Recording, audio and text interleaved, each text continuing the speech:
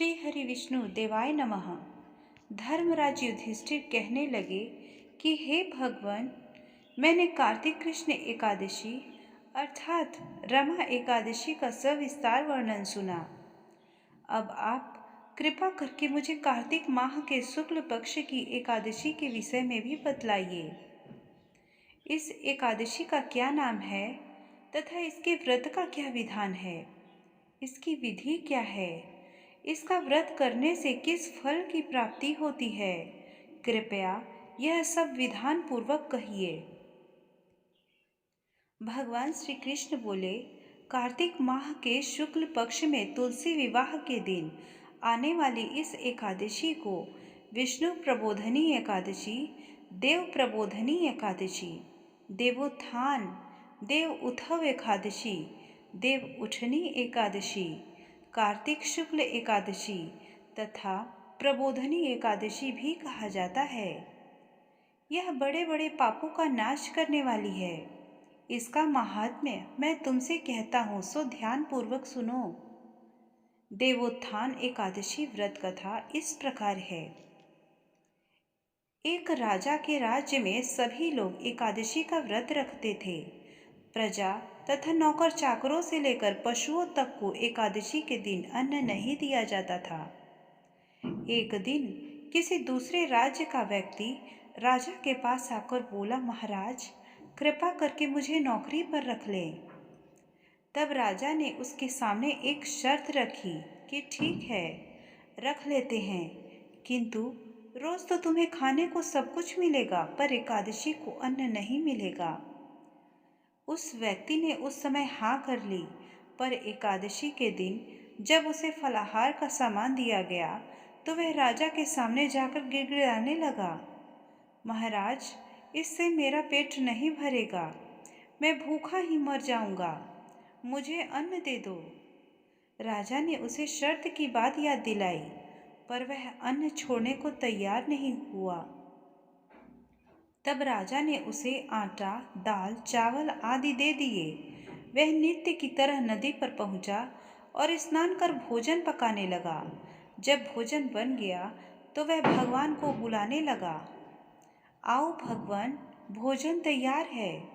उसके बुलाने पर पीताम्बर धारण किए भगवान चतुर्भुज रूप में आ पहुँचे और प्रेम से उसके साथ भोजन करने लगे। भोजन आदि करके भगवान अंतर ध्यान हो गए तथा वह अपने काम पर चला गया।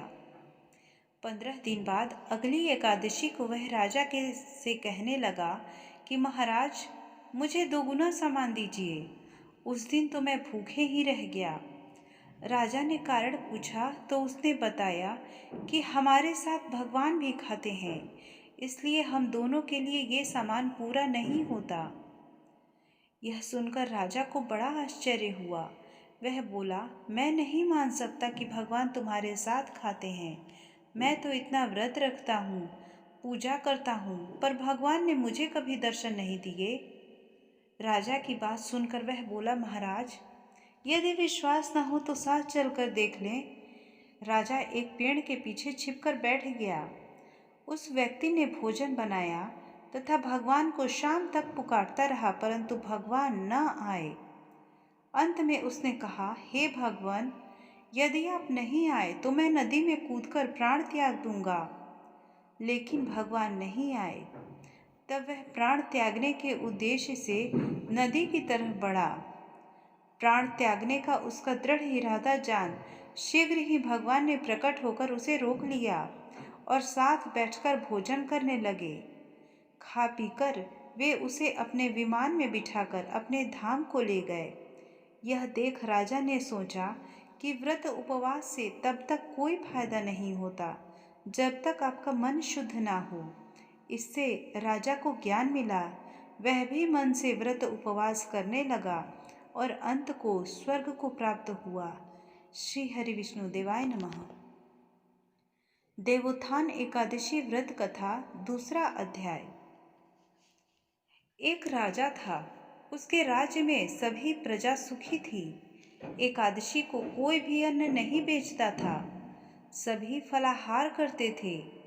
एक बार भगवान ने राजा की परीक्षा लेनी चाहिए। भगवान ने एक सुंदरी का रूप धारण किया तथा सड़क पर बैठ गए। तभी राजा उधर से निकला और सुंदरी को देख चकित रह गया। उसने पूछा, हे सुंदरी, तुम कौन हो? इस तरह यहाँ क्यों बैठी हो? तब सुंदर स्त्री बने भगवान बोले, मैं निराश्रिता हूँ। नगर में मेरा कोई जाना पहचाना नहीं है। किससे सहायता मांगूं? राजा उसके रूप पर मोहित हो गया था। राजा बोला, तुम मेरे महल में चलकर मेरी रानी बनकर रहो। सुंदरी बोली, मैं तुम्हारी बात मानूंगी, पर तुम्हें राज्य का अधिकार मुझे सौंपना होगा। राज्य पर मेरा पूर्ण अधिकार होगा। मैं जो भी बनाऊंगी तुम्हें खाना होगा। राजा उसके रूप पर मोहित था, अतः उसकी सभी शर्तें स्वीकार कर ली। अगले दिन एकादशी थी। रानी ने हुक्म दिया कि बाजारों में अन्य दिनों की तरह अन्न बेचा जाए। उसने घर में मांस मछली आदि पकवाए तथा परोस कर राजा से खाने के लिए कहा। यह देखकर राजा बोला, रानी, आज एकादशी है, मैं तो केवल फलाहार ही करूँगा। तब रानी ने शर्त की बात याद दिलाई और बोली, या तो खाना खाओ, नहीं तो मैं बड़े राजकुमार का सिर काट दूंगी। राजा ने अपनी स्थिति बड़ी रानी से कही तो बड़ी रानी बोली, महाराज, धर्म ना छोड़े, बड़े राजकुमार का सिर दे दे। पुत्र तो फिर मिल जाएगा, पर धर्म नहीं मिलेगा। इसी दौरान बड़ा राजकुमार खेलकर आ गया। माँ की आंखों में आंसू देखकर वह रोने का कारण पूछने लगा, तो माँ ने उसे सारी वस्तु स्थिति बता दी। तब वह बोला, मैं सिर देने के लिए तैयार हूँ। पिताजी के धर्म की रक्षा होगी, अवश्य होगी। राजा दुखी मन से राजकुमार का सिर देने को तैयार हुआ तो रानी के रूप में भगवान विष्णु ने प्रकट होकर असली बात बताई। राजन, तुम इस कठिन परीक्षा में पास हुए। भगवान ने प्रसन्न मन से राजा से वर मांगने को कहा तो राजा बोला, प्रभु, आपका दिया सब कुछ है, अब हमारा उद्धार करें। श्री हरि विष्णु देवाय नमः।